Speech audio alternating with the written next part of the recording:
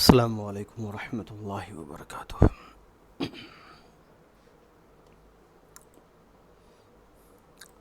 آج ہم لوگ شرائط قیاس کے بارے میں پڑھنے جا رہے ہیں۔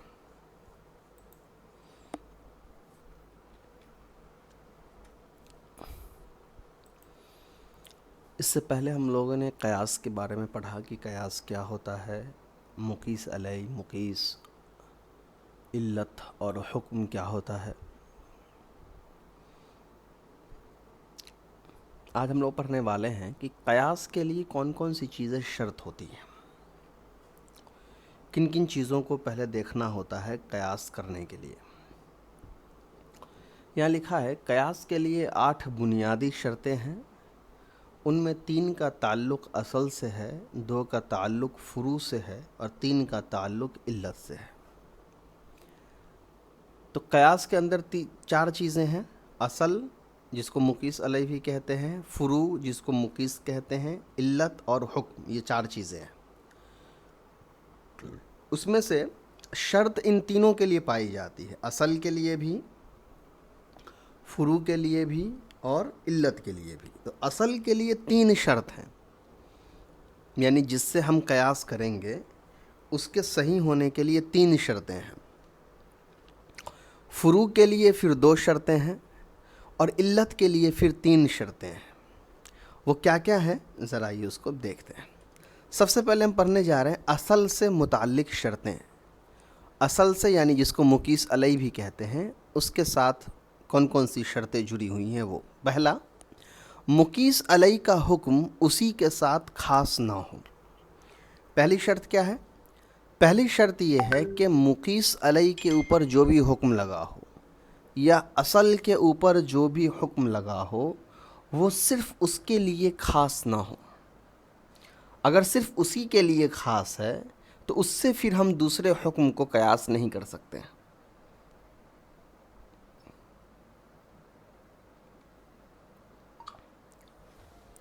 مثال کے طور پہ میں نے اگر مان لیا جائے زید کو کہا کہ میں آؤں تو پانی لے آؤ، تو اگر یہ حکم میں نے صرف زید کو کہا ہے تو اگرچہ اب وہاں اس کمرے میں عمر اور بکر بھی موجود ہیں، مگر ان کے اوپر یہ حکم اب ثابت نہیں آئے گا اور نہ یہ لوگ زید کے دیے گئے حکم پر قیاس کر سکتے ہیں، چونکہ میں نے صراحتاً ایک حکم کسی ایک کے لیے خاص کر دیا ہے کہ یہ تمہارے لیے حکم ہے۔ تو اس حکم پر قیاس کر کے کوئی دوسرا مسئلہ نہیں نکالا جا سکتا ہے اگر یہ بات ثابت ہو گئی کہ یہ حکم کسی ایک کے ساتھ خاص ہے۔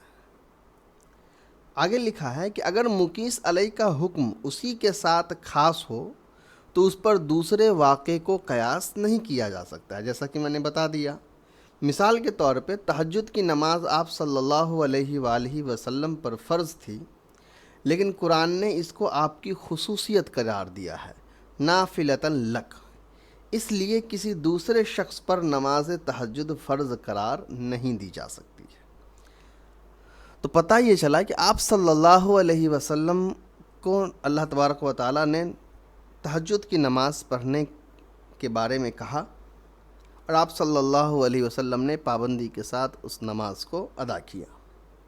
اب کوئی اس پر قیاس کر کے عام امتیوں پر بھی یہ نماز فرض کے دائرے میں نہیں لا سکتا ہے، چونکہ یہ جو حکم ہے یہ آپ صلی اللہ علیہ وسلم کے لیے خاص تھا، اسی لیے قرآن نے باقاعدہ آپ کو مخاطب فرمایا، کہا کہ لکا، یہ آپ کے لیے ہے۔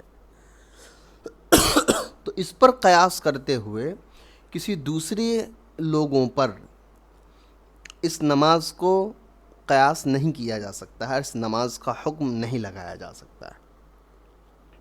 اسی طرح دوسری مثال، قرآن نے شہادت کا نصاب 2 مرد یا 1 مرد اور 2 عورت مقرر کیا ہے، یعنی گواہی کے لیے اگر کورٹ میں بلایا جائے تو کم سے کم 2 مردوں کو حاضر ہونا پڑتا ہے کسی بات گواہی کے لیے، یا اگر 2 مرد نہ ہو تو کم سے کم 1 مرد اور 2 عورت کو حاضر ہونا پڑتا ہے۔ یہ عام قاعدہ ہے، لیکن آپ صلی اللہ علیہ وسلم نے حضرت خزیمہ رضی اللہ عنہ کی تنہا شہادت کو 2 کے قائم مقام قرار دیا، لیکن ایک واقعہ ایسا ہوا کہ جس میں آپ صلی اللہ علیہ وسلم نے حضرت خزیمہ رضی اللہ عنہ کی اکیلے کی شہادت کو کافی قرار دیا. یعنی آپ صلی اللہ علیہ وآلہ وسلم نے صحابی کو 2 گواہ لانے کی بات نہیں کہی، بلکہ ان کی اکیلے کی بات کو انہوں نے مان لیا اور ان کی ایک گواہی کو 2 کے قائم مقام کر دیا. اب یہ جو مواقع ہے یہ صرف اس صحابی کی فضیلت تھی، ان کے علاوہ کسی اور کی فضیلت نہیں ہے. تو اب اس مسئلے پر قیاس کر کے ہم عام قاعدہ یہ نہیں لگا سکتے ہیں کہ ہم کسی نیک آدمی کی جو ہے وہ ایک ہی گواہ، اس کی اکیلے کی گواہی کو ہم بطور 2 گواہوں کے قائم مقام کر لے، اس کی جگہ پر رکھ دے. یہ ہم نہیں کر سکتے ہیں. یہ حکم صرف حضرت خزیمہ رضی اللہ عنہ کے لیے خاص تھا. اس لیے اب کسی اور شخص کو خواہ کسی بھی درجے کا بھی متقی ہو اس پر قیاس نہیں کیا جا سکتا ہے. لہٰذا کسی بھی ایک شخص کی گواہی 2 کے قائم مقام نہیں ہو سکتی ہے.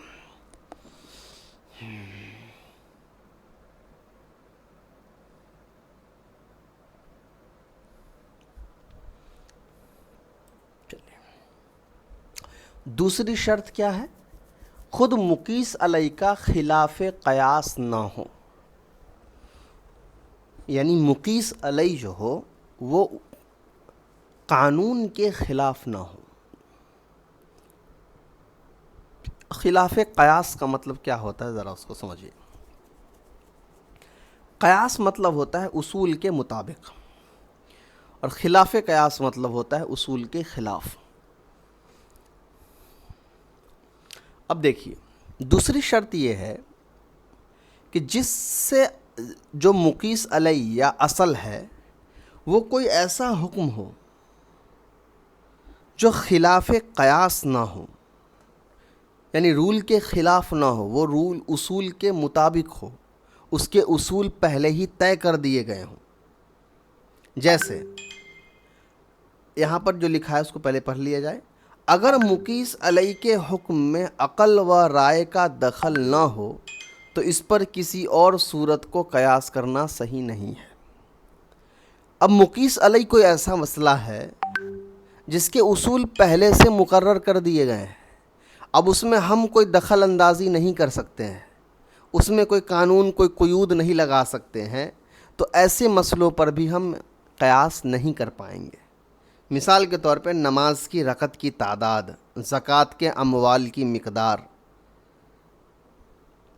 و مقادیر، حدود، کفارات، یہ احکام تعبدی ہیں. احکام تعبدی مطلب یہ وہ احکام جو بندوں کے اوپر نافذ کیے گئے ہیں جن میں قیاس کا دخل نہیں ہے. ان مسائل میں ہم قیاس نہیں کر سکتے ہیں.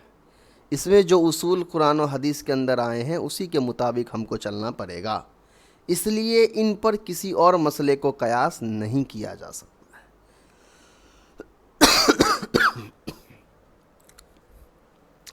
تو پہلا شرط کیا تھا کہ وہ حکم کسی ایک کے لیے خاص نہ ہو. دوسرا مقیس علیہ اصل کوئی ایسا مسئلہ نہ ہو جو آلریڈی طے کر دیا جا چکا ہے اللہ تعالیٰ کی طرف سے، اب اس کے اندر کوئی تبدیلی نہیں ہو سکتی ہے یا اس کے جیسا کوئی دوسرا مسئلہ نہیں آ سکتا ہے. تیسرا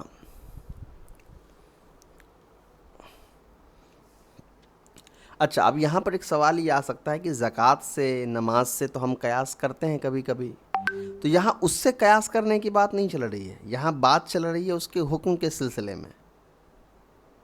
یہ جیسے نماز فرض ہے تو نماز فرض ہونے کی علت کوئی موجود نہیں ہے، اس کا علت ہم اپنی عقل سے اندازہ نہیں لگا سکتے صرف کہ ہاں یہ ایسا ہوا ہوگا اسی لیے نماز فرض ہے، بلکہ وہ فرض ہے، بات ختم ہے، وہ اللہ نے کہہ دیا، بات ختم ہو گئی.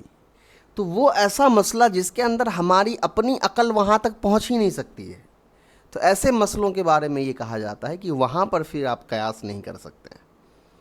قیاس انہی مسئلوں میں ہو سکتا ہے جس کی علت واضح ہو یا غور و فکر کر کے پتہ کی جا سکتی ہے.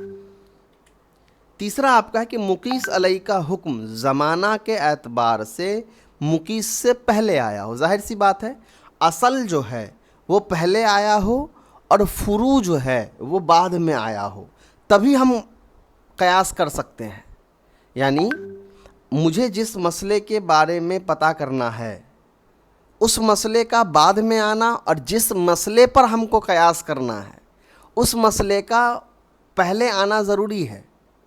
مثال کے طور پہ اگر زید کے آنے پر عمر کے آنے کو قیاس کرنا ہے تو زید کا آنا اگر 2023 میں ہوا ہے تو عمر کا آنا 2022 میں ہونا چاہیے، تبھی ہم عمر کے آنے پر زید کے آنے کا قیاس کر سکتے ہیں۔ یعنی کل ملا کر بات یہ سمجھانے کی کوشش کی جا رہی ہے کہ جس مسئلے کو بھی، جو نیا مسئلہ ہے جس کو قیاس کرنا ہے، اس نئے مسئلے کو قیاس کرنے کے لیے جس مسئلے کا ہم نے انتخاب کیا ہے قیاس کے لیے وہ وقت میں پہلے آ چکا ہو، تبھی تو اس پہ قیاس کریں گے نا۔ اگر الٹا قیاس ہو جائے، مان لیجئے، اس کو آپ ایسے سمجھ لیجئے کہ اصل جو ہوتا ہے وہ باپ کے درجے میں ہے اور فروع جو ہوتا ہے وہ اولاد کے درجے میں ہے، تو اصل اور فروع میں پہلے باپ ہے تبھی فروع ہے، یعنی اصل اور فروع کے اندر پہلے اصل ہے پھر فروع ہے۔ تو ہم یہ تو کر سکتے ہیں کہ فروع کے لیے اصل پر قیاس کر سکتے ہیں، یہ جائز ہے، لیکن یہ نہیں ہو سکتا ہے کہ ہم کیا کریں، اصل کو فروع پر قیاس کر لیں، ہم یہ تسلیم کر لیں کہ ہم بیٹے کے ذریعے باپ کے مسئلے کو سمجھ جائیں گے۔ یہ ممکن نہیں ہوگا، یہ غلط ہو جائے گا، چونکہ جو وقت میں پہلے آیا ہے اس پر قیاس کیا جا سکتا ہے، بعد والے پر نہیں۔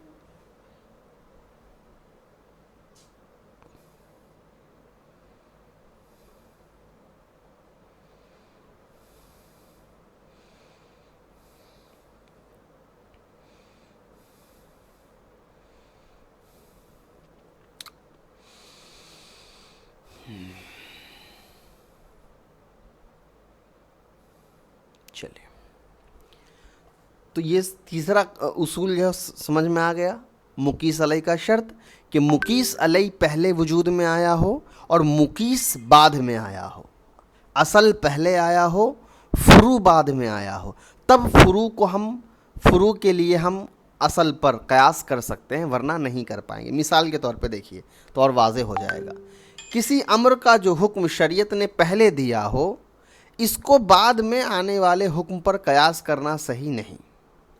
مثلا وضو کا حکم پہلے کا ہے، تیمم کا بعد میں ہے، تیمم میں بالاتفاق نیت ضروری ہے۔ اب اگر وضو میں نیت کا وجوب تیمم پر قیاس کر کے ثابت کیا جائے تو صحیح نہیں ہوگا، کیونکہ جس کو مقیس علیہ بنایا جا رہا ہے وہ حکم نزول کے اعتبار سے مؤخر ہے اور وضو کا حکم مقدم ہے۔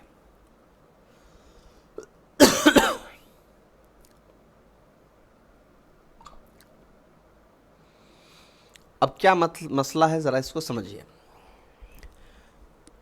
شریعت میں یعنی قرآن کے اندر وضو کا حکم پہلے ہے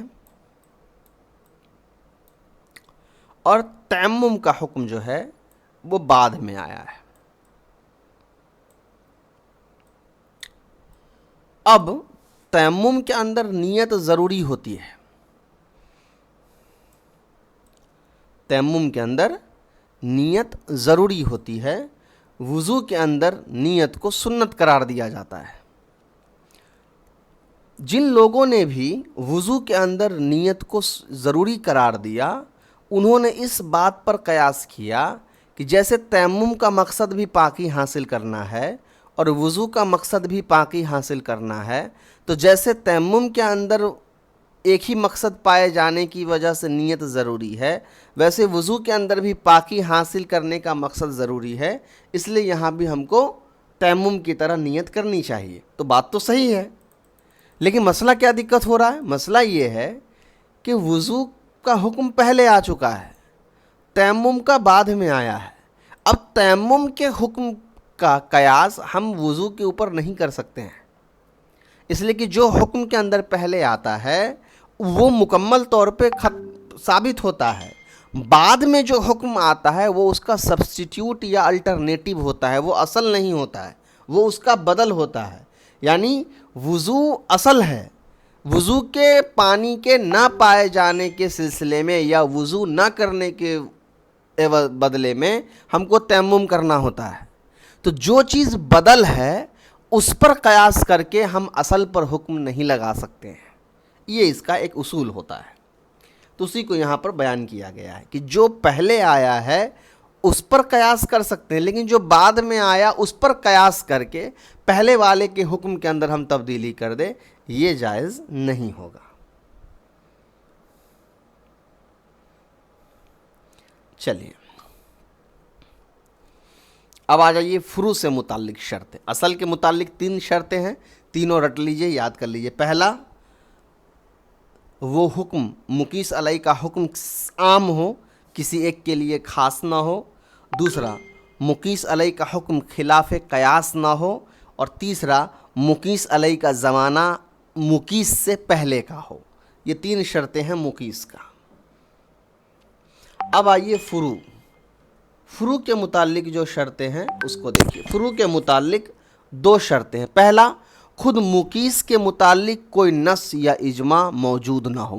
فروع کو ہی مقیس کہتے ہیں، یعنی مقیس کے متعلق کوئی نص یا اجماع موجود نہ ہو، یعنی جس مسئلے کے بارے میں آپ حکم تلاش کر رہے ہیں اس مسئلے کا حکم قرآن اور حدیث کے اندر یا اجماع کے اندر صراحت کے ساتھ موجود نہ ہو، تب ہم قیاس کریں گے۔ قیاس تبھی تو کیا جائے گا نا جب قرآن حدیث میں موجود نہ ہو۔ اگر قرآن حدیث میں موجود ہے تب تو قیاس آپ کر ہی نہیں سکتے، کرنے کی ضرورت ہی نہیں ہے۔ دوسرا، اگر مقیس کے متعلق نص یا اجماع موجود ہو جو تقاضا کرتا ہو کہ یہاں حکم اس قیاس کے خلاف ہوگا، تو ایسی صورت میں دوسرے منصوص یا اجماعی حکم پر اس کو قیاس کرنا درست نہیں ہوگا۔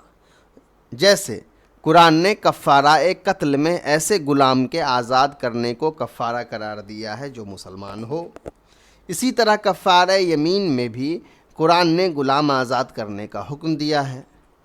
قیاس کا تقاضا یہ ہے کہ اس کفارہ قسم کو کفارہ قتل پر قیاس کیا جائے اور ایک مسلمان غلام آزاد کرنے کا حکم دیا جائے، مگر چونکہ کفارہ قسم کا حکم بھی منصوص ہے اس لیے اس میں مطلق غلام آزاد کرنے کا حکم ہے جو مومن اور کافر دونوں کو شامل ہے، اس لیے یہاں قیاس سے کام نہیں لیا جا سکتا ہے۔ مسئلہ سمجھ لیجئے۔ پہلا مسئلہ تو سمجھ میں آ گیا کہ قرآن حدیث میں مقیس کا صراحت کے ساتھ ذکر نہ ہو۔ دوسرا، قرآن حدیث کے اندر نص یا اجماع تو نص یعنی قرآن حدیث یا اجماع، یہ دونوں مقیس کے متعلق موجود تو ہو، مگر وہ وجود بھی اس بات کی طرف اشارہ کرتا ہو کہ یہاں پر آپ قیاس نہیں کر سکتے ہیں۔ کیسے؟ ذرا دیکھیے۔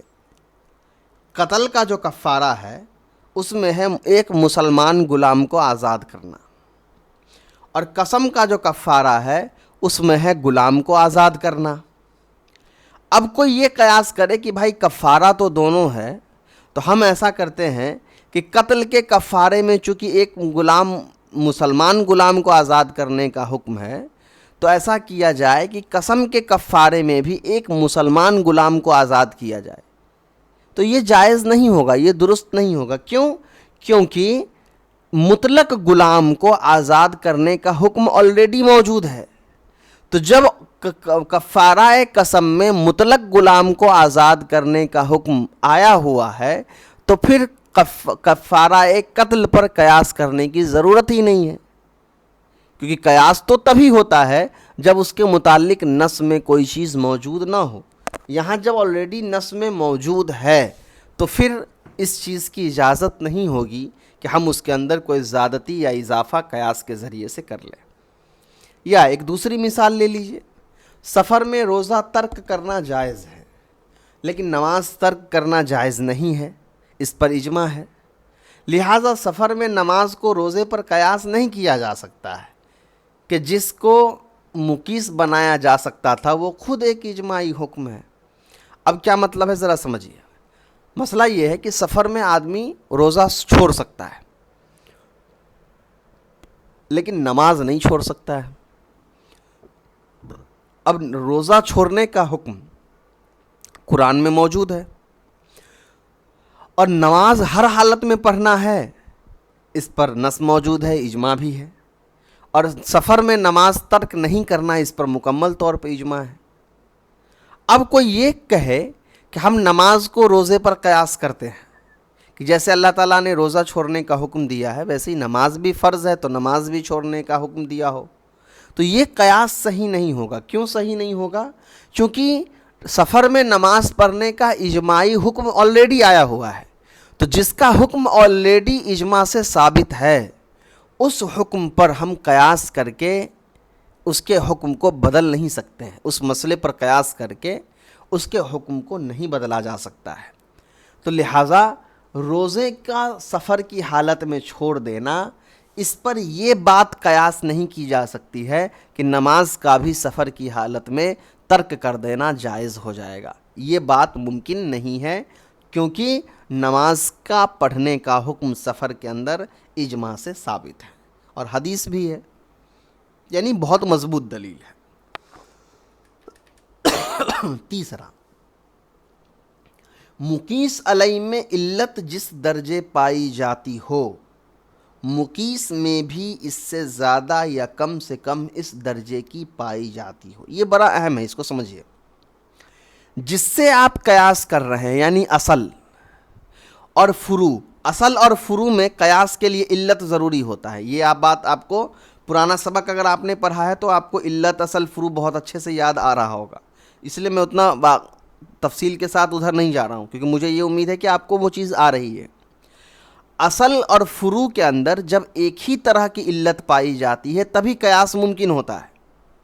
تو یہاں بھی وہی بات کہہ رہے ہیں کہ جو تیسری شرط ہے فروع کے لیے وہ یہ ہے کہ اصل کے اندر جتنی علت پائی جا رہی ہے اتنی ہی علت فروع کے اندر بھی پائی جائے، تبھی ہم ایک دوسرے کو قیاس کر پائیں گے، ورنہ نہیں کر سکتے ہیں۔ مثال کے طور پہ بالغہ لڑکی کو اپنے نفس میں تصرف کا حق اسی طرح حاصل ہے جیسے اپنے مال میں، کہ تصرف فی النفس تصرف فی المال کے مساوی ہے۔ تصرف فی النفس سے مراد کیا ہے؟ کہ ہم اپنے بالغ ہیں تو ہم اپنی جان کی مالک خود ہیں، ہم کو جو فیصلہ لینا ہوگا اپنے نکاح کے سلسلے میں ہم لے سکتے ہیں یا اپنی تعلیم کے سلسلے میں۔ اور تصرف فی المال کا مطلب یہ ہے کہ میرا مال ہے، ہم کو جس طرح خرچ کرنا ہے ہم کر سکتے ہیں، ہم کھائیں پیئیں یا ہم اس کو انویسٹ کریں، کہیں اور لگائیں، تجارت میں لگائیں، وہ ہم کر سکتے ہیں۔ تو ایک بالغ آدمی کو اس چیز کی مکمل اجازت ہوتی ہے کہ آپ کا پیسہ ہے، آپ کو جیسے استعمال کرنا ہے حلال طریقے سے آپ کر لیجئے۔ اسی پر قیاس کرتے ہوئے بالغ اور لڑکی کو بھی اس چیز کی اجازت دی جاتی ہے کہ آپ بالغ ہیں، یہ آپ کا جان ہے، آپ کو جس طرح جس سے نکاح کرنا ہے آپ کر سکتے ہیں۔ تو یہاں بالغ انسان کے مال پر قیاس کرتے ہوئے بالغ لڑکی کے جان کو قیاس کیا گیا ہے، اور دونوں میں علت بالکل برابر پائی جا رہی ہے۔ برابر علت کیا پائی جا رہی ہے؟ بالغ ہونا، عقل مند سمجھدار ہونا، کہ جیسے ہی ایک انسان بالغ ہو گیا وہ اپنے مال کا مالک ہو گیا، ویسے ہی جیسے ہی ایک لڑکی بالغ ہو گئی وہ اپنے جان کی مالک ہو گئی۔ یا دوسری مثال دیکھ لیجئے، قتل نفس میں قصاص واجب ہوا، اسی طرح قطع عضو میں بھی قصاص واجب ہوگا، کیونکہ تعدی کا جو علت قتل میں پائی جاتی ہے وہی قطع عضو میں بھی پائی جاتی ہے۔ اب قرآن کے اندر جان کے بدلے جان کا حکم ہے قصاص، کسی نے کسی کو مارا بدلے میں اس کو مار دیا جائے۔ اب اگر کسی نے کسی کا صرف ہاتھ کاٹا ہے تو چونکہ جان کے بدلے جان یعنی بدلہ، تعدی یعنی بدلہ، جو بدلہ جان کے بدلے جان میں جو علت پائی جا رہی ہے وہ کیا ہے؟ کہ وہاں جان کے بدلے میں یعنی جتنا نقصان جس کا کیا گیا اس کی بھرپائی کی جائے، برابر ایکویویلنٹ، اتنی ہی وہی علت تو یہاں بھی پائی جائے گی جب کوئی کسی کا حصہ کاٹ دے بدن کا، کسی کا ہاتھ کاٹ دے، کسی کا آنکھ پھوڑ دے، کسی کا کان کاٹ دے، تو بدلے میں اس کا بھی ہاتھ، آنکھ، پیر یا کان پھوڑ دیا جائے گا۔ کیوں؟ چونکہ یہاں بھی برابری والا معاملہ ہے۔ تو یہاں ہم نے کیا کیا؟ قتل پر قیاس کرتے ہوئے بدن کے کسی حصے کو نقصان پہنچانے کو بھی ہم نے قیاس کیا اور وہی حکم لگایا جو قتل نفس والے میں لگتا ہے۔ تو یہ تین ہو گئے فروع کے متعلق۔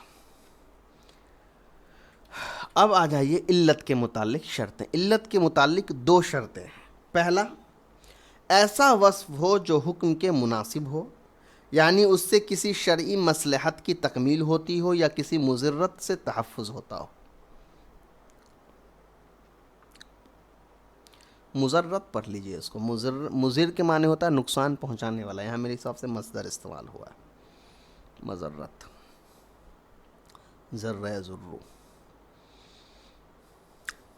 پہلی شرط علت کے متعلق یہ کہہ رہے ہیں کہ علت کوئی ایسی چیز ہو جس سے یا تو شرعی جو مصلحت ہے یعنی اسلامی جو مجاز ہے جو شریعت کے مقاصد ہیں وہ پورے ہوتے ہو، یا انسان کسی نقصان سے بچ جاتا ہو، چاہے وہ روحانی نقصان ہو، جسمانی نقصان ہو، ایمانی نقصان ہو یا دنیاوی نقصان ہو، اس سے بچ جاتا ہو. جیسے قرآن نے خمر کو حرام قرار دیا ہے. نشہ ایسا وصف ہے، صفت ہے جو حرمت کے حکم کے مناسب ہے. محض اس کا سیال ہونا یعنی بہنے والا ہونا یا ترش ہونا، ترش کہتے ہیں کھٹا پن کو، کھٹا ہونا ایسا وصف نہیں ہے کہ اس کی وجہ سے حرمت کا حکم لگایا جائے. اب کہہ رہے ہیں کہ علت کو پتہ کرنے کے لیے قیاس میں علت بہت اہم ہوتا ہے. ہم علت کیسے پتہ کریں گے اس کے بارے میں کہا جا رہا ہے کہ علت پتہ کرنے کے لیے آپ کو دیکھنا پڑے گا کہ وہ علت کوئی ایسی چیز بن رہی ہو جس سے یا تو انسان کو نقصان پہنچتا ہو، اس سے بچانا مقصود ہو، یا شریعت کے مجاز اور مقاصد پورے ہوتے ہوں. جیسے شراب ہے. شراب کی علت کیا ہے؟ شراب کو حرام ہونے کی وجہ کیا بیان کی گئی؟ اس کا نشاور ہونا، نشہ، کیونکہ نشہ نقصان دہ ہے، انسان کو ہر حالت میں نقصان پہنچا دے گا. تو نشہ کو علت بیان کیا گیا. وہیں شراب کے اندر اور بھی تو دوسرے صفات ہیں نا. شراب کھٹا ہوتا ہے، شراب بہنے والا ہوتا ہے، اس کو علت کیوں نہیں بنایا گیا؟ کیونکہ کھٹا ہونا یا بہنے والا ہونا اس سے کوئی نقصان نہیں ہے کسی کا. بہت ساری چیزیں کھٹی ہیں، نقصان دہ نہیں ہے. بہت ساری چیزیں بہنے والی ہیں، نقصان دہ نہیں ہے. تو پتہ چلا کہ اگر ان کو علت بنائی جاتی تو اس سے کوئی نقصان نہیں ہوتا. اور یہ وہ چیزیں ہیں جس سے انسان کو نقصان سے ہم بچا بھی نہیں پاتے، اس لیے ہم نے نشہ کو علت بنوایا. تو نشہ کی علت بننے کی وجہ سے کیا فائدہ ہوا؟ جتنی بھی نشاور چیزیں ہوں گی وہ سب اس جن میں آ جائیں گی. اگر کھٹا علت ہوتا تو جتنی چیزیں ہیں وہ کھٹا ہوتا، مگر ہر کھٹی چیز نقصان دہ نہیں ہوتی. اور کھٹا کو اگر علت بناتے تو بہت ساری وہ شراب ہوتی جو کھٹا نہیں ہوتا، لوگ پیتے اور نشے میں جھوم جاتے. لیکن جیسے ہی نشہ کو علت بنا دیا گیا تو وہ میٹھا ہو، کھٹا ہو، کڑوا ہو، اس سے مطلب نہیں ہے. نشہ ہے تو حرام ہے. تو اسی لیے کہا گیا کہ علت کوئی ایسی چیز ہوتی ہے جو یا تو انسان کو مکمل طور پر کسی نقصان سے بچاتی ہے یا شریعت کے مقصد کو پورا کرتی ہے. دوسری شرط کیا بتائی گئی؟ وہ وصف ظاہر اور محسوس ہو. یعنی علت ایک ایسی چیز ہو جو آپ کو سمجھ میں آ رہی ہو، دکھ رہی ہو، یا آپ اس کو محسوس کر سکتے ہو. ایسی چیزوں کو علت بنائی جا سکتی ہے، نہ کہ ایسی چیز جو نہ دکھ رہی ہو نہ آپ اس کو محسوس کر سکتے ہو. مثال کے طور پہ معاملات کے منعقد ہونے کے لیے ایجاب و قبول علت ہے. یہ ایک محسوس و ظاہر صرف وصف ہے. فریقین کی قلبی رضامندی کو معاملات کے منعقد ہونے کی علت نہیں بنایا جا سکتا ہے، کیونکہ یہ ایک مخفی بات ہے. مطلب معاملات کے منعقد ہونے یعنی معاملات کے پورا ہونے میں ایجاب و قبول علت ہے. ایجاب مطلب جو ہم اپنی رائے ظاہر کرتے ہیں کہ بھائی یہ سامان میں آپ سے بیچنا چاہتا ہوں، تو یہ ایجاب ہو گیا. قبول کا مطلب ہوتا ہے سامنے والا جب کہے ٹھیک ہے میں خرید لوں گا، تو یہ ہو گیا قبول. تو کہہ رہے ہیں کہ اگر معاملات کو مکمل کرنا ہے تو اس کے لیے ایجاب و قبول شرط ہے، علت ہے. میں نے آپ سے کہا بھائی یہ سامان لے لو، آپ نے کہا میں نے لے لیا، تو ختم ہو گئی، منعقد ہو گیا معاملات. تو یہاں کیا ہے؟ ایجاب و قبول علت ہے، ضروری ہے، یہ بولنا پڑتا ہے. اب یہ جو میں نے زبان سے اقرار کیا، اظہار کیا، اور آپ نے زبان سے اقرار کیا، تو یہ نظر آ رہا ہے نا، لوگوں کو سنائی بھی دے رہا ہے اور سمجھ میں بھی آ رہا ہے. میری بات آپ کو سمجھ میں آ رہی ہے، آپ کو میری بات سمجھ میں آ رہی ہے. اب مان لو ہم دونوں آپس میں بیٹھے ہیں اور میں دل میں بول رہا ہوں کہ میں نے یہ بیچا، اور آپ نے دل میں کہا میں نے یہ خریدا، تو اس سے کوئی فائدہ نہیں ہوگا.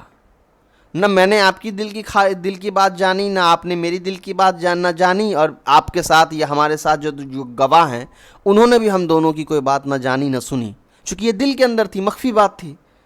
تو پتہ چلا کہ علت کوئی ایسی چیز ہوتی ہے جو ظاہر اور نظر میں آتی ہے ہمیشہ، یہ نہ ہو کہ وہ چھپی ہوئی چیز ہو، پھر وہ علت ہی نہیں بن پائے گی۔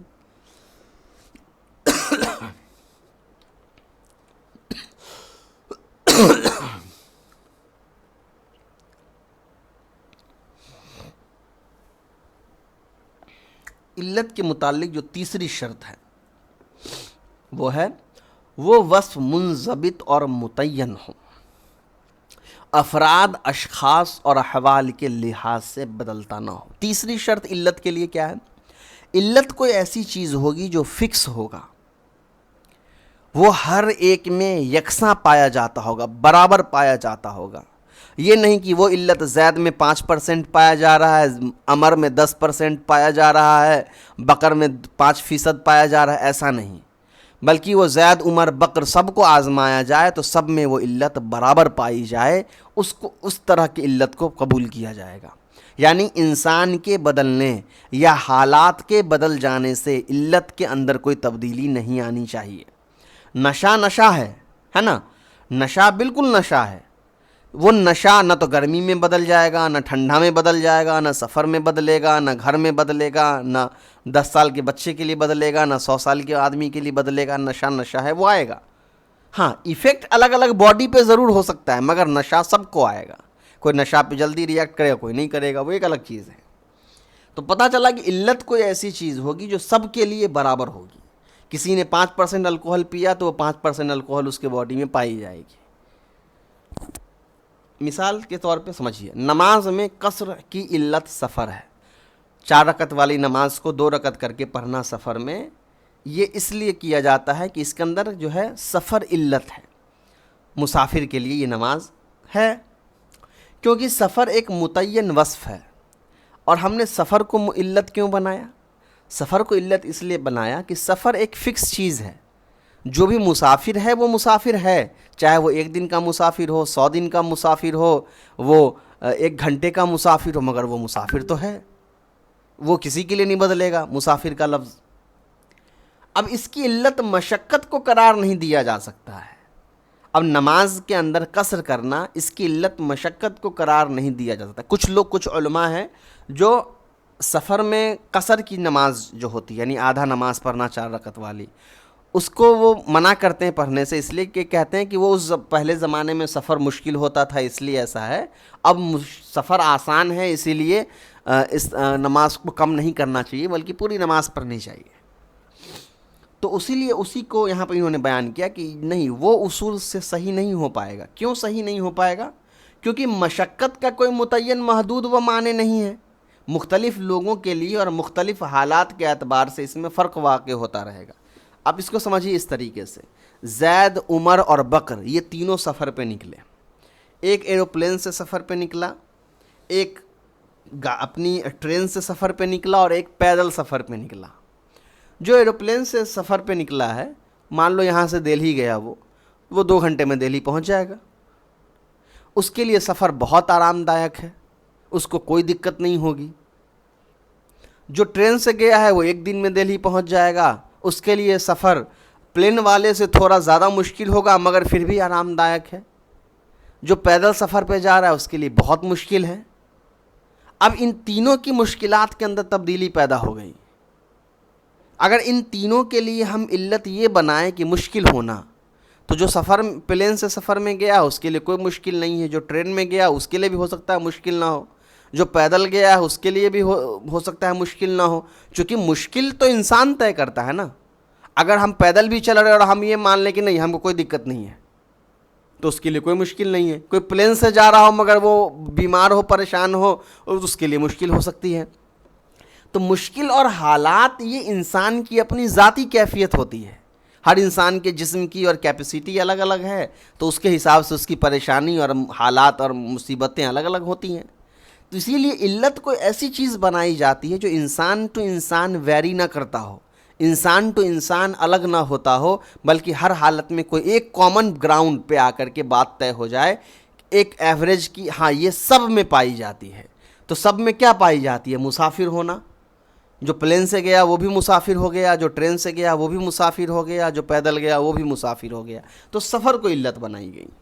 تو وہی بات یہاں تیسری شرط جو ہے وہ بیان کر رہے ہیں کہ علت کوئی ایسی چیز بنے گی جو محدود اور متعین ہو، وہ وقتاً فوقتاً بدلتی نہ رہتی ہو۔ اب آئیے مسالک علت۔ مسالک علت کا مطلب ہوتا ہے کہ علت کو پہچانا کیسے جاتا ہے۔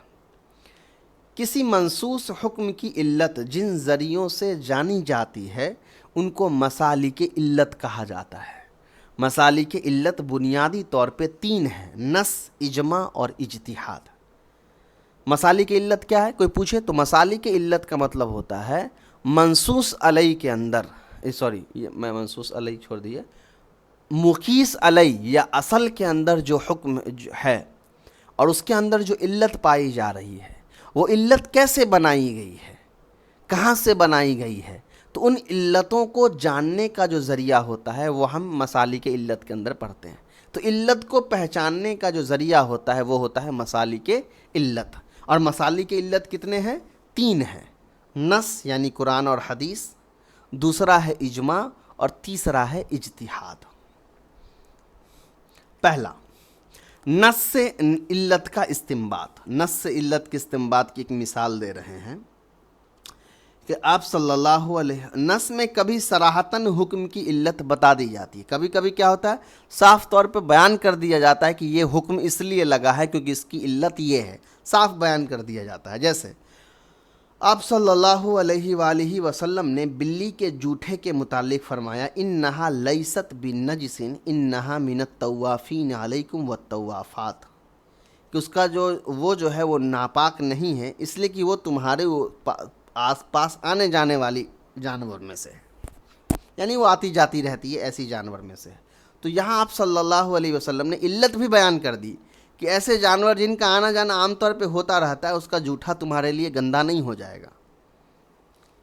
یہاں بتا دیا گیا کہ اس حکم میں تخفیف کی علت طواف ہے۔ اسی پر فقہا نے چوہے وغیرہ یا حشرات الارض یعنی زمین پر رینگنے والے جو جانور ہیں ان کو بھی قیاس کر لیا، یعنی جو جانور عام طور پہ گھروں میں پائے جاتے ہیں، چوہا، بلی وغیرہ، ان کے جوٹھے کو ناپاک نہیں کیا گیا اسی حدیث کے بنا پر۔ دوسری مثال، السارق والسارقۃ فاقطعوا ایدیہما، چور اور چورنی دونوں کے ہاتھ کاٹ دو۔ اس میں صراحتاً یہ نہیں کہا کہ سرقہ کی وجہ سے قطع ید کا حکم ہے، یعنی چوری کی وجہ سے ہاتھ کاٹا گیا، مگر سارق اور سارقہ اس میں فاعل ہے، چوری کرنے والا مرد، چوری کرنے والی عورت، پر قطع ید کا حکم لگا کر اس کی طرف اشارہ واضح کر دیا گیا۔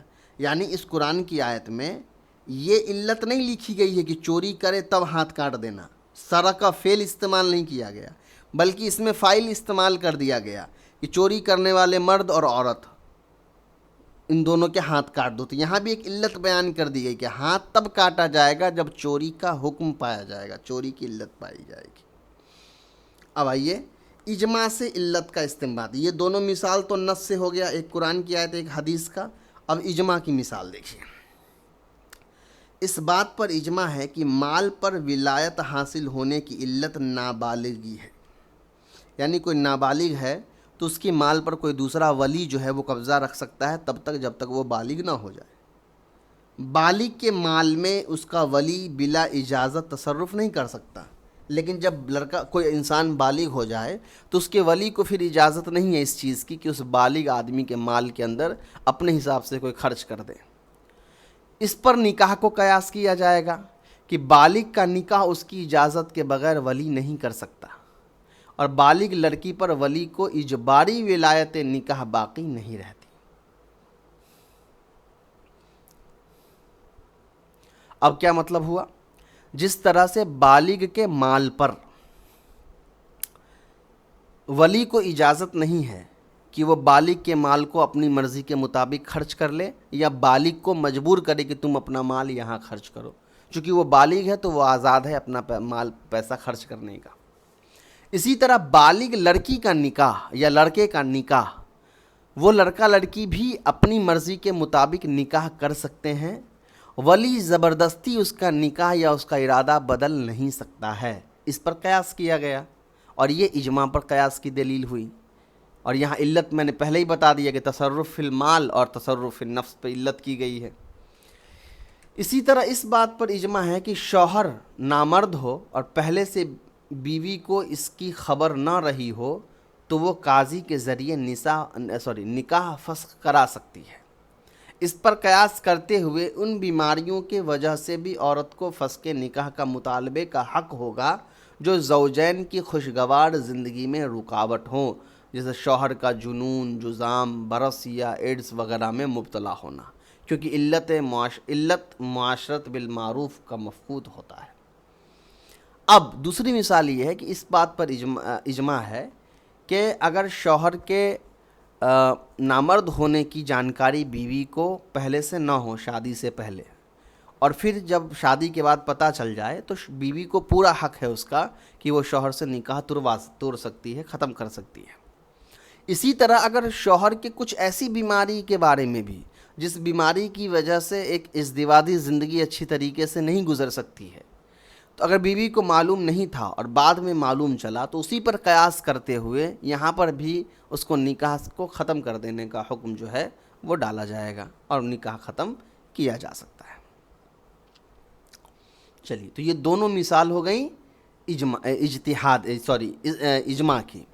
دو مثال اوپر بیان کی گئی نص کی، دو مثال یہاں بیان کی گئی اجماع کی۔ اب آئیے اجتہاد۔ کبھی علت کی تعین مجتہد اپنی رائے اور اجتہاد سے کرتا ہے۔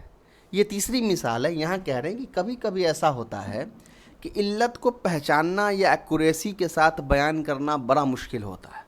ہم سمجھ ہی نہیں پاتے ہیں کہ اس میں اصل علت کس چیز کو بنائی جائے، چونکہ وہ بہت زیادہ واضح نہیں ہوتا ہے۔ تو ظاہر سی بات ہے، جب لوگ اپنی رائے کا اس میں شمار کریں گے اور اپنی رائے کے ذریعے سے علت کو پہچانیں گے تو ممکن ہے کہ الگ الگ علماء کی الگ الگ رائے اس میں نکل کر کے آ جائے گی، اور اکثر مسئلہ یہیں پہ آتا ہے۔ جو بہت سارے اختلافات اور الگ الگ رائے آپ علماء کے درمیان دیکھتے ہیں، اس میں کچھ کا جو تعلق ہوتا ہے وہ اسی سے ہوتا ہے کہ وہاں علت کی تعین میں تھوڑی سی الگ الگ رائے ہوتی ہیں سب کی۔ جیسے مثال کے طور پہ دیکھیے، آپ صلی اللہ علیہ وسلم نے سونا، چاندی، گیہوں، کھجور اور نمک میں سود کو حرام قرار دیا ہے۔ یعنی آپ صلی اللہ علیہ وسلم نے فرمایا ہے، حرام قرار دیا ہے کہ سونا کو سونا سے، سود کو سود سے، سونا کو سونا سے، چاندی کو چاندی سے، گیہوں کو گیہوں کے بدلے، کھجور کو کھجور کے بدلے، نمک کو نمک کے بدلے سے اس طرح سے نہیں بیچا جا سکتا ہے، خریدا جا سکتا ہے یا ایکسچینج کیا جا سکتا ہے۔ اس میں احناف نے اتحاد جنس اور اتحاد قدر کو علت قرار دیا ہے۔ اب سوال آتا ہے ایسا کیوں؟ علت تو بیان کیا نہیں گیا۔ تو احناف علماء نے یہ رائے رکھا کہ ہو سکتا ہے کہ یہاں علت اتحاد جنس اور اتحاد قدر ہو۔ اتحاد جنس کا مطلب ہوتا ہے ایک ہی چیز ہو، ایک ہی آئٹم ہو، جیسے کھجور ایک ہی جنس کا ہو گیا، جیسے انسان مرد عورت ایک ہی جنس کے ہو گئے، ہے نا؟ تو کھجور ایک ہی جنس کا ہو گیا، چاول ایک ہی جنس کا ہو گیا، سونا ایک ہی جنس کا ہو گیا، اسی لیے منع کیا گیا۔ لیکن کوئی کھجور اور چاول کو ایکسچینج کرے کم زیادہ کر کے تو کوئی دقت نہیں ہے، چونکہ وہاں جنس ایک نہیں پایا گیا۔ تو یہ انہوں نے رائے دی کہ آپ صلی اللہ علیہ وسلم نے جو منع فرمایا ہے وہ اسی لیے منع فرمایا ہے کہ دو ایک ہی کیٹیگری کی سیم چیز کو آپ کم یا زیادہ کر کے لین دین کریں گے تو وہ سود ہو جائے گا۔ کسی سے 1 kg چاول آپ نے لیا، بدلے میں 1.25 kg چاول آپ نے دیا تو وہ غلط ہو جائے گا۔ اور دوسرا کہا اتحاد قدر۔ اتحاد قدر کا مطلب ہوتا ہے کوانٹیٹی سیم۔ اب یہ ساری جو چیزیں ہیں، کھجور ہے 1 kg کھجور کے بدلے 1 kg کھجور، تو وہ برابر ہو گیا، تو وہ جنس ہو گیا۔ قدر کا مثال کیسے ہو جائے گا؟ قدر کا مثال اس طریقے سے ہو جائے گا کہ 1 kg کھجور کے بدلے میں آپ نے 1 kg گیہوں لے لیا، مان لیا جائے۔ اب یہاں اگر اس کی جو پرائسنگ ہے ان دونوں میں ویری کرے گا، ہو سکتا ہے 1 kg کھجور کی جو پرائس ہو اور 1 kg گیہوں کی جو پرائس ہو، ان دونوں میں ڈفرینس ہوگا، تو کسی ایک لینے دینے والے کو نقصان پہنچ جائے گا۔ تو وہ بھی ایک علت بیان کر دی گئی کہ بہت زیادہ میجر ڈفرینس ہوگا تو اس طرح کے لین دین نہیں کیے جائیں گے۔ تو یہ علت ہم نے اپنے غور و فکر سے لگایا ہے، یہ ہو سکتا ہے صحیح بھی ہو، غلط بھی ہو، ٹھیک ہے۔ اس کے بعد بعض علماء نے ثمنیت اور طعمیت کو بعض علماء نے کیا کیا، جو ابھی میں نے مثال دی ثمنیت اور طعمیت کی، انہوں نے کہا کہ نہیں، اتحاد جنس والا مسئلہ نہیں ہے، یہاں مسئلہ ہے ثمنیت، قیمت، اور طعمیت، کھانے کی چیز۔ ان دونوں کو مثال قرار دیا کہ جن چیزوں کی ویلیو میں ڈیفرنس ہوں گے ان کو آپ خرید بکری ایک کا دوسرے کے ساتھ نہیں کر سکتے ہیں، یا جو چیزیں کھانے پینے کی چیز ہے اس کو اس طریقے سے خرید بکری ایکسچینج آپ کم زیادہ کر کے نہیں کر سکتے ہیں۔ بعض نے اختیات اور ادخار کو علت قرار دیا، بعض اسکالرز نے کہا کہ نہیں، یہ دونوں بھی علت نہیں ہے، علت یہ ہوگا کہ یا تو وہ چیز کنزیومیبل ہو یعنی کھانے پینے والی چیز ہو، یا دوسرا اس کو جمع کر کے رکھا جا سکتا ہو، تو ان چیزوں کو علت قرار دیا۔ اب ظاہر سی بات ہے ان تینوں لوگوں نے 3 الگ الگ طرح کی علت بیان کیے ہیں سیم چیز کو خرید بکری ایکسچینج کرنے سے حرمت کا۔ ایک نے کہا کہ وہ دونوں ایک ہی کیٹیگری کی چیز ہیں اسی لیے حرام ہے، ایک نے کہا کہ دونوں کا پرائسنگ ایک ہوتا ہے یا ڈیفرنس ہوگا تو کم زیادہ ہوگا تو حرام ہو جائے گا، ایک نے کہا کہ ان دونوں کو جمع کر کے رکھا جا سکتا ہے اس لیے حرام ہو جائے گا۔ ایکوریسی کسی کے پاس نہیں ہے، کوئی یہ دعویٰ نہیں کر سکتا ہے کہ ہم نے جو علت نکالا وہ 100% صحیح ہے، کیونکہ ظاہر سی بات ہے نص کے اندر ہی وہ علت نہیں بیان کی گئی ہے۔ اب دیکھیں، اور جن اموال میں یہ علت پائی جائی ان میں سود کو حرام کہا، یعنی جن چیزوں میں بھی اس طرح کے ایکسچینج پائے جائیں گے وہاں وہ حرام ہو جائے گا، سود یعنی زیادہ لینا یا کم لینا۔ یہاں فقہا نے اپنے اجتہاد سے علت متعین کی ہے، ان تمام چیزوں میں فقہا نے اپنے حساب سے علت کو متعین کیا ہے، یا جیسے رسول اللہ صلی اللہ علیہ وسلم نے قبضہ سے پہلے کسی شے کو فروخت کرنے سے منع فرمایا ہے، یا دوسری مثال اس کی لے لیجیے جس سے اور واضح ہو جائے گا۔ یہ آپ صلی اللہ علیہ وسلم نے کوئی ایسی چیز بیچنے سے منع کی ہے جو خود آپ کے قبضے میں نہ ہو، یعنی مان لو میں نے عمر سے پین بیچ دیا حالانکہ پین ابھی میرے پاس ہے بھی نہیں، تو اس طرح کی خرید بکری سے منع کیا گیا ہے۔ اب کیوں منع کیا گیا، علت کیا ہے؟ تو امام ابو حنیفہ رحمۃ اللہ علیہ کے نزدیک اس کی علت یہ احتمال ہے کہ شاید وہ بائع شے خریدار کو مہیا نہ کر سکے، کیونکہ جو چیز قبضے میں نہیں ہے اس کا حاصل ہونا یقینی نہیں ہے۔ اب امام ابو حنیفہ رحمۃ اللہ علیہ کہتے ہیں کہ آپ صلی اللہ علیہ وسلم نے یہ چیز شاید اس لیے منع فرمائی ہے کہ جو چیز میرے قبضے میں ہے ہی نہیں تو وہ میں کسی اور کو دے بھی نہیں سکتا ہوں۔ اب ممکن ہے کہ میں نے عمر سے پیسہ تو لے لیا پین دینے کا، مگر میرے پاس پین آنے سے پہلے ہی ختم ہو گیا، ٹوٹ گیا، خراب ہو گیا، تو پھر اس میں عمر کا نقصان ہے کیونکہ میں نے اس سے پیسہ لے لیا ہے۔ پیسہ میں دے دوں تو ٹھیک ہے، لیکن پھر بھی یہ ڈیل تو خراب ہو گیا نا، کیونکہ اب حرج ہوئی، عمر جو ہے وہ پین کا انتظار کر رہا تھا، میں نے نہیں دیا، میں پیسے کا شوقین تھا، انتظار کر رہا تھا، مجھے پیسے نہیں ملے، تو یہ نقصان دہ ہو گیا، ایک نہ ایک کو نقصان ہوا، کسی کو پیسے کا نقصان ہوا، کسی کو سامان نہیں ملا۔ تو امام ابو حنیفہ رحمۃ اللہ علیہ نے یہ علت نکالی کہ جو چیز، یہی علت ہوگا کہ بائع جو ہے، سیلر جو ہے، وہ انیبل ہے اس سامان کو پورا کرنے کا، مہیا کرانے کا۔ اسی بنا پر امام صاحب نے اموال منقولہ میں بیع کے لیے قبضہ ضروری قرار دیا ہے۔ اسی لیے امام ابو حنیفہ رحمۃ اللہ علیہ کے نزدیک اموال منقولہ سے مراد ہے وہ چیزیں جس کو ٹرانسفر کیا جا سکتا ہے، ایک جگہ سے دوسری جگہ ڈیلیور کیا جا سکتا ہے، ایسی چیزوں کو کے لیے قبضہ ضروری قرار دیا ہے۔ مثال کے طور پہ گاڑی ہے، تو گاڑی میں تبھی بیچوں گا جب گاڑی میرے قبضے میں آ جائے گی، کیونکہ گاڑی ایک ایسی چیز ہے جو ایک جگہ سے دوسری جگہ لے جائی جا سکتی ہے، تو جب تک گاڑی میرے قبضے میں نہیں ہے میں گاڑی کسی اور کو نہیں بیچ سکتا ہوں۔ لیکن غیر منقولہ میں قبضہ ضروری قرار نہیں دیا۔ اب وہ چیزیں جو غیر منقولہ ہے، جس کو آپ ایک جگہ سے دوسری جگہ لانا جانا نہیں کر سکتے ہیں، ایسی چیزوں کو انہوں نے پھر جائز قرار دیا کہ نہیں، ایسی چیزوں کی آپ خرید بکری بغیر قبضہ کیے ہوئے بھی کر سکتے ہیں۔ جیسے مان لیا جائے مثال کے طور پر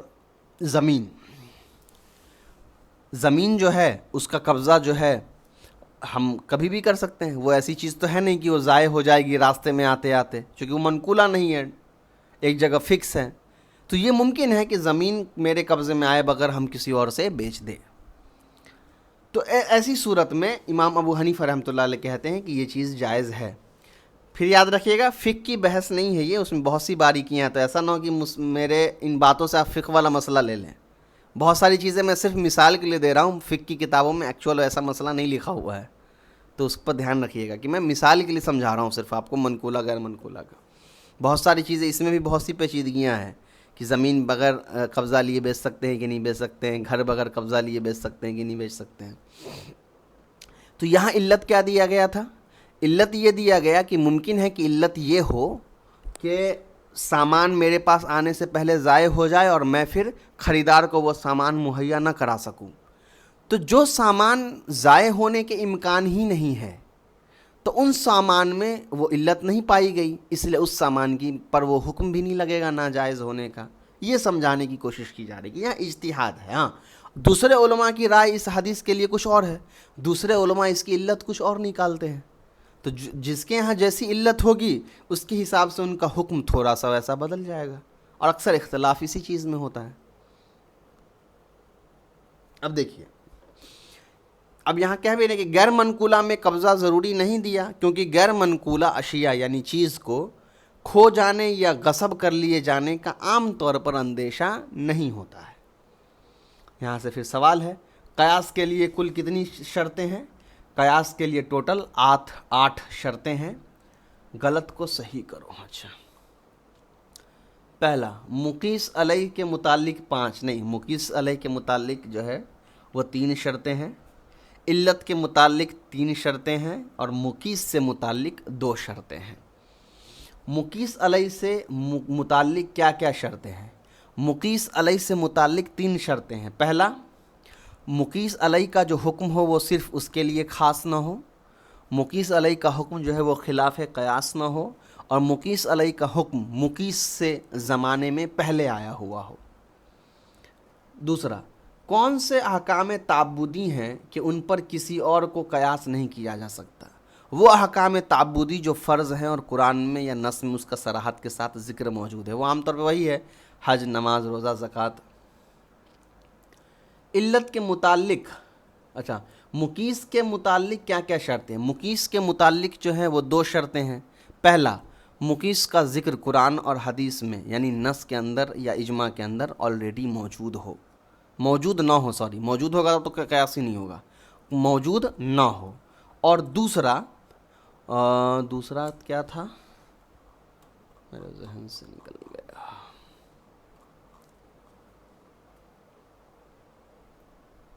ہاں، مقیس علیہ کے اندر جو علت جس درجے کی پائی جا رہی ہو وہی مقیس کے اندر بھی پائی جا رہی ہے، یعنی اصل کے اندر جس درجے کی علت ہو وہی فروع کے اندر بھی پائی جا رہی ہو. علت کے متعلق کیا کیا شرطیں؟ علت کے متعلق 3 شرطیں ہیں. پہلی شرط یہ ہے کہ وہ علت کوئی ایسی چیز ہو جو انسان کو نقصان سے بچانے کے لیے آتی ہو یا اسلامی شریعت کے مقاصد کو پورا کرنے کے لیے آتی ہو. مثالوں سے واضح کرو. تو پہلی کی مثال تو وہی ہو جائے گی خمر والا، شراب والا، کہ شراب کا حرام ہونے کی علت نشہ ہے، نہ کہ اس کا کھٹا ہونا یا کڑوا ہونا. دوسری شرط علت کی یہ تھی کہ وہ متعین اور محدود ہو، وہ وقت اور حالات کے مطابق بدلتے نہ رہتا ہو. جو سفر والا تھا کہ سفر جو ہے وہ نماز کو قصر کرنے کی علت ہے، نہ کہ انسان کا مشکل یا پریشانی ہونا، چونکہ مشکل اور پریشانی ہر مسافر کے لیے الگ الگ ہو سکتی ہے، مگر ہر مسافر کے لیے سفر ایک ہوتا ہے. اور تیسری جو ایک اور مثال ہے اس کو ذرا دیکھ لیجئے، میرے ذہن سے نکلا ہوا ہے. ہاں، تیسری جو علت کی شرط ہے وہ یہ ہے کہ علت جو ہے وصف ظاہر ہو، یعنی محسوس ہو، وہ نظر آتی ہو کہ ہاں یہ علت ہے اور یہ دکھ رہی ہے. جیسے ایجاب و قبول کے اندر زبان سے اقرار کرنا، قلبی رضامندی علت نہیں بن سکتی ہے. علت سے متعلق کیا کیا شرطیں ہیں؟ جیسے یہ تو ہو گیا. مسالک علت کن کو کہتے ہیں اور کیا کیا ہیں؟ مسالک علت ان طریقوں کو کہتے ہیں جس کے ذریعے سے علت نکالا جاتا ہے، اور وہ 3 ہیں: نص، اجماع اور اجتہاد.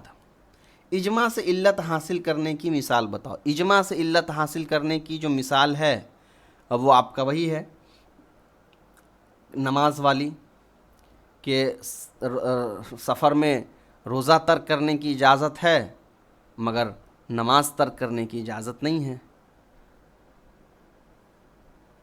اچھا نہیں یہ نہیں ہوگا, اجماع سے علت وہ تو مثال الگ تھی.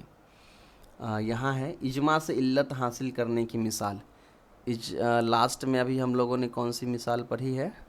ہاں وہی شوہر بیوی والا جو مسئلہ تھا کہ اگر شادی سے پہلے شادی کے بعد بیوی کو شوہر کی کسی بہت شدید بیماری کا پتہ چلے جس سے ازدواجی زندگی نہیں گزاری جا سکتی ہو اور رشتہ قائم نہ کیا جا سکتا ہو, تو ایسی صورت میں پھر بیوی کو جو ہے وہ نکاح کو ختم کر دینے کی اجازت ہوگی. چلیے یہاں تک آپ کا جو ادلہ شرعیہ کی 4 قسمیں تھیں متفق علیہ والا وہ کمپلیٹ ہو گیا. یہاں سے جو ہے آپ کا مختلف فی والا جو ادلہ شرعیہ ہے وہ شروع ہوگا, جس کو انشاءاللہ ہم لوگ اگلے کلاس میں کریں گے. اس میں کوئی ایسی چیز ہو جو سمجھ میں نہ آئی ہو, جہاں دقت ہو گئی ہو, تو وہ ضرور مجھ سے پوچھ لیجئے گا, انشاءاللہ اس کو ہم حل کر دیں گے, سمجھا دیں گے. چلیے السلام علیکم ورحمۃ اللہ وبرکاتہ.